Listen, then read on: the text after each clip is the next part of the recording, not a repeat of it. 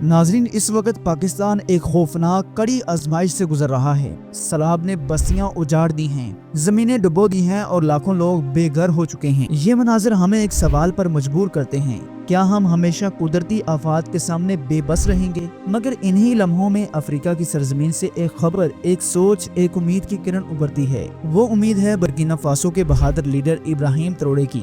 वही ट्रौरे जिसने अपनी कौम को सैलाबी तबाही से निकाला और एक ऐसा मंसूबा दुनिया को दिखाया जिसने तारीख बदल दी है। आज वही मंसूबा पाकिस्तान के लिए जिंदगी और मौत का फैसला कर सकता है। ये मंसूबा सिर्फ बंद बांधने की बात नहीं, ये है जमीन को बचाने का हुनर, मायूसी को उम्मीद में बदलने का राज। लेकिन सवाल ये है कि आखिर ये मंसूबा क्या है? क्या यह पाकिस्तान को आने वाली तबाही से बचा सकता है? और क्या यह मॉडल पूरी दुनिया के लिए मिसाल बन सकता है? ये जानने के लिए वीडियो को आखिर तक जरूर देखिए, क्योंकि आज की कहानी सिर्फ एक सैलाब की नहीं, ये है बका की, आजादी की और नई दुनिया की तामीर की दास्तान। तो आइए वीडियो को शुरू करते हैं। नाज़रीन, जैसा कि आप जानते हैं कि इस वक्त पाकिस्तान में क़यामत सुगरा का मंजर है।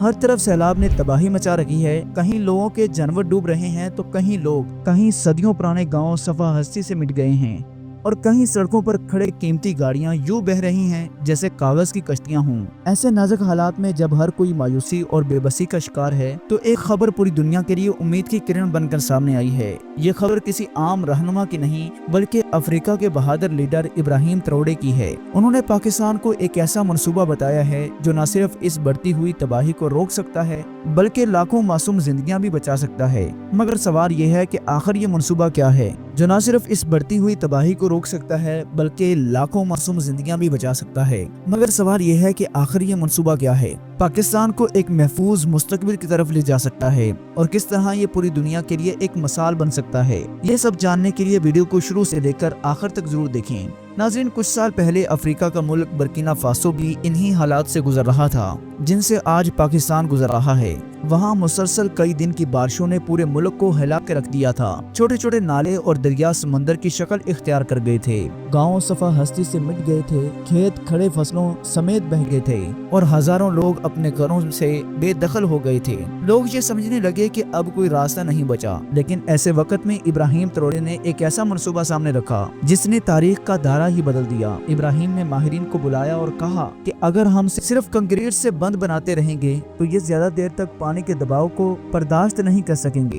पानी की शिद्दत इतनी ज्यादा होती है कि सीधी मार खाने वाली दीवारें ज्यादा देर तक कायम न रह पाती हैं। उन्होंने एक अनोखा मगर साइंसी मशवरा दिया है कि कंक्रीट के साथ पुराने टायरों का इस्तेमाल किया जाए। उस वक्त ये ख्याल अजीब लगा, लेकिन अमली तौर पर जब इस पर काम शुरू हुआ तो सब हैरान रह गए। टायरों की खासियत ये है कि ये दबाव को बराह रास्त जज़ब करती हैं। जब पानी पूरी शिद्दत से किसी दीवार पर टकराता है तो आम दीवार एक झटके में मार सहती है और अक्सर कमजोर पड़ जाती है। लेकिन अगर वही दीवार टायरों से मुज़य्यन हो तो पानी की मार बराह रास्त नहीं लगती। टायर झटका अपने अंदर जज़ब करके इसे तकसीम कर देते हैं। यूं दबाव बिखर जाता है और दीवार कायम रहती है। यही वजह थी कि बर्किना फासो के बंद आज तक कायम हैं और बारिशों के बावजूद सैलाब को काबू में रखते हैं। पहले लोगों ने सोचा कि पुराने टायर आखिर किस काम आ सकते हैं, ये तो सिर्फ कचरे में पड़े रहते हैं या जला दिए जाते हैं। लेकिन इब्राहिम ट्रौरे ने इन्हें कीमती हथियार बना दिया है। जब टायरों को एक खास तरतीब के साथ दीवारों में रखा गया तो इनके अंदर कंक्रीट भरा गया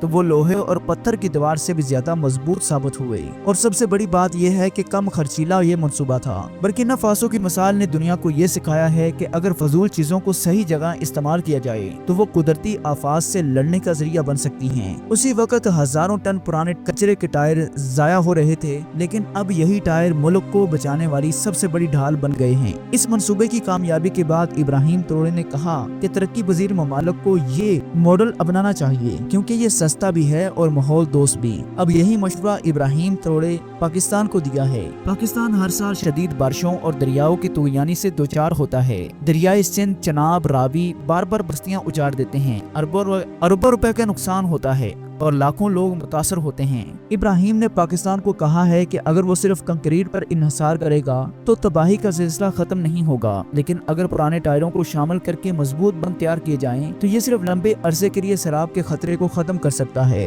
पाकिस्तान के हर बड़े शहर में लाखों पुराने टायर पड़े रहते हैं। ये लंबे अरसे के लिए सैलाब के खतरे को खत्म कर सकते हैं। पाकिस्तान के हर बड़े शहर में लाखों पुराने टायर पड़े रहते हैं। ये या तो जला दिए जाते हैं या कचरे में फेंक दिए जाते हैं, जिनसे फजाई आलूदगी بڑھتی ہے اور ماحول کو نقصان پہنچتا ہے، لیکن اگر یہی ٹائر دریاؤں کے کناروں پر حفاظتی بندوں میں استعمال ہوں تو نہ صرف آلودگی کم ہوگی بلکہ تباہی سے بھی بچا جا سکتا ہے۔ یہ منصوبہ ماحولیاتی طور پر بھی محفوظ ہے اور مالی طور پر بھی پاکستان جیسے ملک کے لیے موزوں ہے۔ سوچئے اگر دریائے سندھ کے کنارے ایسے بند بن جائیں جو کنکریٹ اور ٹائروں کے ملاب سے تیار ہوں تو آئندہ آنے والے برسوں میں سندھ اور جنوبی پنجاب کے لاکھوں ایکڑ کھیت محفوظ ہو جائیں گے، کسانوں کی محنت ضائع نہیں ہوگی، شہروں میں پانی داخل نہیں ہوگا اور لاکھوں لوگ بے گھر ہونے سے بچیں گے، معیشت کو سہارا ملے گا اور خوراک کی پیداوار پر بھی کوئی فرق نہیں پڑے گا۔ یہ منصوبہ صرف ایک ٹیکنیکل تجویز نہیں بلکہ امید کا ایک چراغ ہے۔ جس طرح برکینا فاسو نے اپنی زمین بچائی ہے، اسی طرح پاکستان بھی اپنے شہروں اور گاؤں کو محفوظ بنا سکتا ہے۔ دوستو، اس کے علاوہ سیلاب کو روکنے کے لیے صرف ٹائروں والا منصوبہ ہی کافی نہیں بلکہ اس کے ساتھ کچھ اور اقدامات بھی کرنے ہوں گے تاکہ پاکستان مستقبل میں مکمل طور پر محفوظ ہو سکے۔ سب سے پہلے بات کرتے ہیں مصنوعی جھیلوں اور بڑے بڑے واٹر ریزرورز کی۔ برکینا فاسو میں جب مسلسل بارشیں ہوئیں تو وہاں کے دریاؤں اور ندی نالے بفر گئی اور پانی زمینوں اور شہروں میں داخل ہونے لگا۔ اس وقت ابراہیم تروڑے نے فیصلہ کیا کہ بارش کے پانی کو روکنے کے لیے ایسے بڑے ذخائر بنائے جائیں گے جہاں یہ پانی محفوظ ہو سکے۔ انہوں نے جگہ جگہ مصنوعی جھیلیں اور بڑے بڑے تالاب بنوائے تاکہ بارش کے دنوں میں آنے والے پانی ضائع نہ ہو۔ یہی پانی بعد میں پینے، زراعت اور بجلی پیدا کرنے کے لیے استعمال کیا جانے لگا۔ اس منصوبے کے بعد برکینا فاسو میں نہ صرف سیلابی نقصان کم ہوا بلکہ ملک کے پاس ایک ایسا خزانہ آ گیا جو سال بھر کے لیے کافی تھا۔ پاکستان اگر یہی ماڈل اپنائے اور ہر صوبے میں جھیلوں اور ریزروز کا جال بچھا دے تو بارش کا پانی جو آج تباہی مچا رہا ہے کل کو زندگی کا ذریعہ بن سکتا ہے۔ مثال کے طور پر سندھ اور بلوچستان میں اگر بارش کا پانی محفوظ کیا جائے تو یہی پانی خشک سالی کے دنوں میں صحرا کو زرخیز کر سکتا ہے اور لاکھوں ایکڑ بنجر زمین قابل کاشت ہو سکتی ہے۔ اسی طرح ایک اور منصوبہ ہے بارش کے پانی کو زمین میں اتارنے کا۔ پاکستان کے بڑے شہروں میں بارش آتے ہی سڑکیں دریا بن جاتی ہیں، نالے ابلنے لگتے ہیں اور تھوڑی دیر بعد یہی پانی ضائع ہو کر سمندر میں جا ملتا ہے۔ اس سے ایک طرف شہروں کی زندگی مفلوج ہو جاتی ہے اور دوسری طرف زیر زمین پانی کی کمی بڑھتی چلی جا رہی ہے۔ ابراہیم تروڑے نے اس مسئلے کے لیے ریچارج ویل سسٹم متعارف کروایا، یعنی ایسے بڑے گڑھے اور نالیاں تیار کی گئی جہاں بارش کا پانی جا کر براہ راست زمین میں جذب ہو جائے گا۔ اس کا فائدہ یہ ہوا ہے ایک تو شہر سیلاب سے محفوظ ہو گئے ہیں اور دوسرا زیر زمین پانی کی سطح بلند ہو گئی ہے۔ پاکستان میں اگر یہی منصوبہ کراچی، لاہور اور اسلام آباد جیسے شہروں میں بنایا جائے تو ایک طرف سڑکوں پر پانی جمع نہیں ہوگا اور دوسری طرف پانی سمندر میں ضائع ہونے کی بجائے زمین کے اندر جا کر گراؤنڈ واٹر کو بھر دے گا۔ یہ منصوبہ خاص طور پر کراچی جیسے شہر کے لیے بہت ضروری ہے جہاں بارش کے چند گھنٹوں بعد پانی خشک ہو جاتا ہے لیکن پینے کے لیے پانی نایاب ہو جاتا ہے۔ اگر وہاں ریچارج ویلز بنائی جائیں تو نہ صرف بارش کے دنوں میں شہر محفوظ ہوگا بلکہ سال بھر کے لیے پانی کا ایک مستقل ذریعہ بھی پیدا ہو جائے گا۔ اس کے بعد سب سے اہم منصوبہ یہ ہے کہ جنگلات کا۔ دنیا بھر میں یہ تسلیم کیا گیا ہے کہ درخت پانی کو روکنے اور زمین کو مضبوط بنانے کا سب سے بڑا ذریعہ ہے۔ برکینا فاسو میں جب بارشوں نے زمین کو کھوکھلا کر دیا تو ابراہیم تروڑے نے لاکھوں درخت لگانے کا اعلان کیا۔ یہ درخت نہ صرف زمین کو جکڑ کر رکھتے ہیں بلکہ بارش کا پانی تیزی سے بہنے کی بجائے آہستہ آہستہ مٹی کے اندر جذب ہونے لگتا ہے۔ یوں سیلاب کی شدت کم ہو جاتی ہے اور زمین زرخیز بھی ہوتی چلی جاتی ہے۔ پاکستان میں بھی اگر بڑے پیمانے پر شجر کاری کی جائے، خاص طور پر پہاڑی علاقوں اور دریاؤں کے کناروں پر، تو پہاڑوں سے آنے والا ریلا کمزور ہو جائے گا۔